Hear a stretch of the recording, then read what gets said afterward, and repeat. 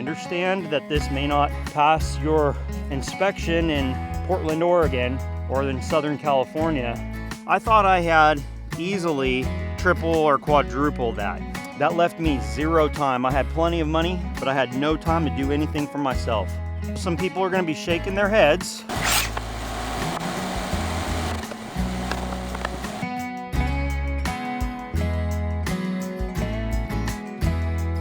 Welcome, this is Joe on the Okie Woodsman channel. We have to change some plans, and I'll explain here in just a moment.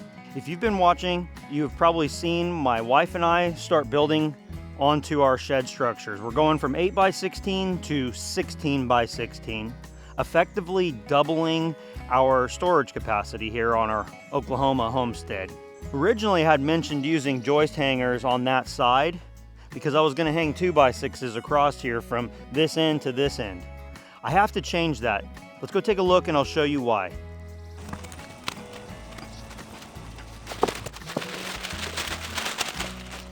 This right here is why our construction plans needed to change. I knew I had a lot of material in storage.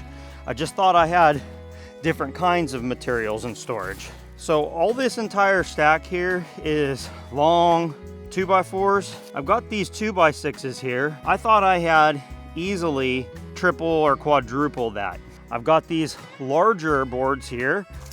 These are good straight. I think they were header material for our house. That would have been good rim joist material, but I'm not gonna worry about it. I wanted sawmilled material to be visible. I even thought about taking those and selling them, trying to recoup some money out of them because they're good and straight and they've been stored in the dry. But my wife and I decided we need to get the project done now, not later. I'm gonna use those on another project, and I have days off now, so I need to get this done today. So I'm not gonna worry about trying to sell those. I will laminate two 2x6s that go down the entire middle, and then I'm gonna affix 2x4 joists going this way. I know some of you may be screaming, that's cruddy, that's no good. Welcome to the reality of not working off of a credit card. I've got the center marked on that end, and I got the center marked on this side here.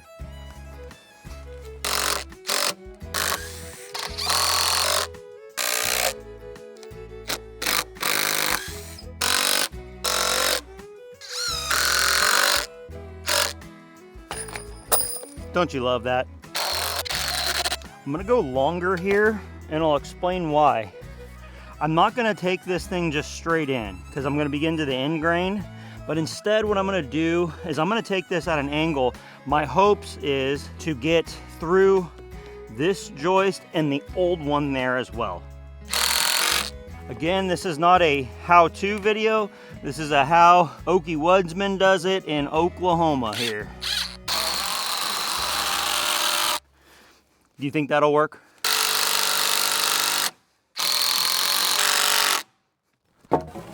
How are you, son?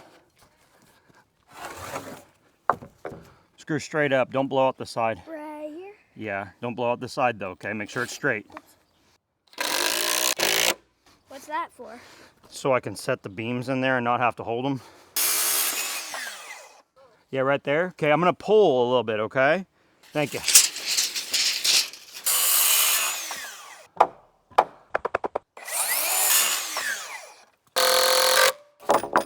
I actually want access to this side, and that's gonna be for hanging the joist. It's gonna be a lot easier to nail rather than toenail. I'm leaving this side exposed so that way I can shoot nails this direction and that direction. It's gonna speed up my building process significantly. So we're gonna mark this every 16 inches. I'm not gonna go 12. If you're new to building, these red blocks are divisible by 16. So you got 16, 32, 48, 60, so forth. So that's what those are there for. I would recommend buying a tape that just has regular lines on it. Don't buy the ones that say the fractions. I suppose you could try with those, but there is a big negative to them. What that negative is, to me, it makes the tape messy to look at. It's best just to learn your fractions. In fact, it's one of the best ways that as a family, my wife, being a homeschool mom, taught the kids the concept of fractions, money and tape measures. What kind of finish do you think, guys? We're thinking about painting the whole thing rather than having this stain. What would look good? What would be most cost effective? What would be the easiest to upkeep? Because that stain, for all intents and purposes, is really not, in my opinion, stain. Because stain penetrates the pores like on furniture. That stuff sits on top. Share your thoughts. Also, another recommendation for you. If you have an option, you may not have an option. Find yourself a job where you can work less days but more hours in the day if it works out for your family. For our circumstance, it works very, very well. I have a full-time job, but I get a significant amount of time at home to do projects and to do YouTube. So if you have an option, you might pick a stranger schedule. I'm not saying it's right for everybody, but it certainly has worked out brilliantly for us. I used to have a job where I worked at least 5 days a week, sometimes 6 and 7, where I worked 10 to 12-hour days. That left me zero time. I had plenty of money, but I had no time to do anything for myself. Just a thought. This project probably would have been done because I would have had to hire it out, and I probably could have afforded it. But at the same time, I really do enjoy doing this stuff. Probably would have been faster for me to go over there and just hook it on and do it differently. Ah, okay.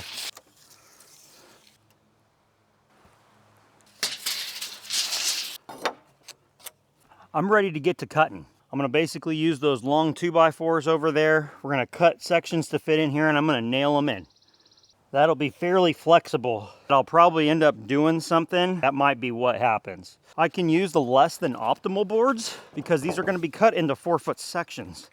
It's got a bad dog leg in it down there. This one's got a twist. The twist won't matter over 4 foot.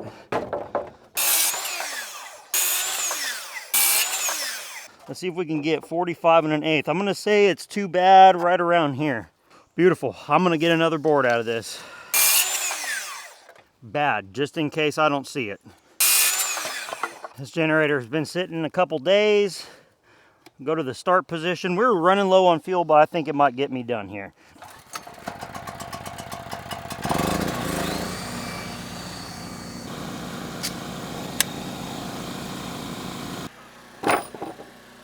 I've got to shut off my generator because I'm running low on fuel and I don't have any more 4-stroke at the house currently. I already know some people are going to be shaking their heads because 2x4 floor joist is not what I wanted to do either.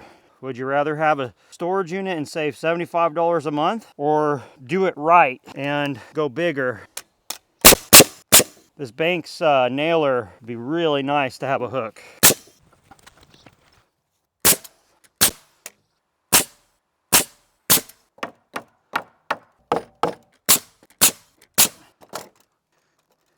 Definitely has some bounce, but I will put that post through the middle.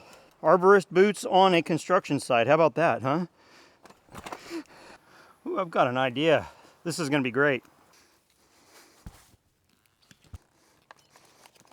My wife warned me, and I did it anyway. I put all these Simpson strong tie screws into the little box, and they all fell out. You know, for how expensive these screws are, you'd think they'd give you a box worth of darn. Separate the wheat from the chaff. Huh, it works.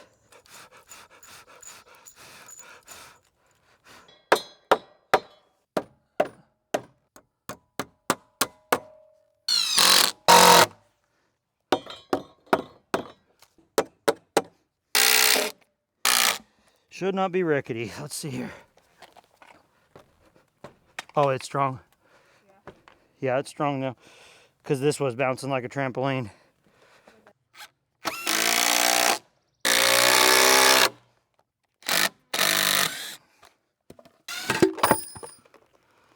I hate it when I do that kind of stuff.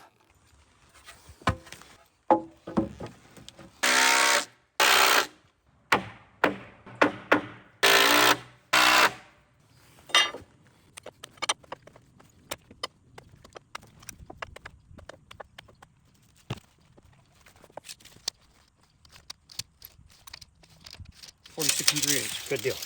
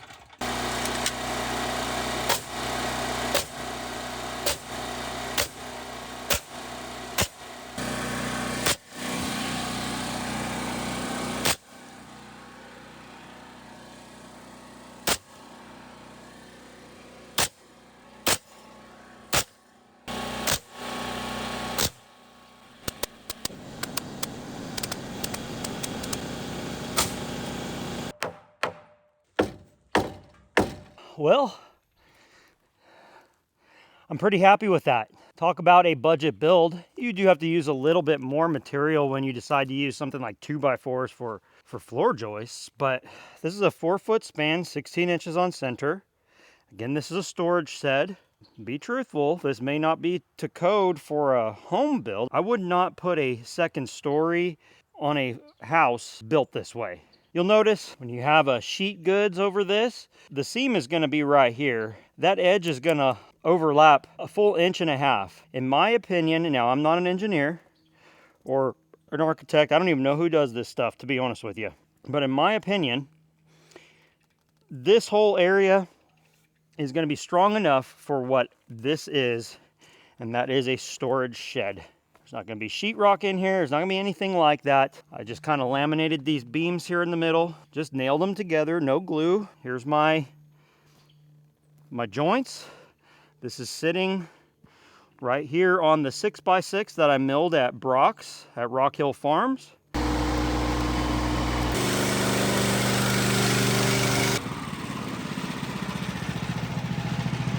This material, that material, that material. All of the visible lumber on this build, minus this little skirt right here, but all of it was a pine tree from this property right here, and there's actually one of these two stumps.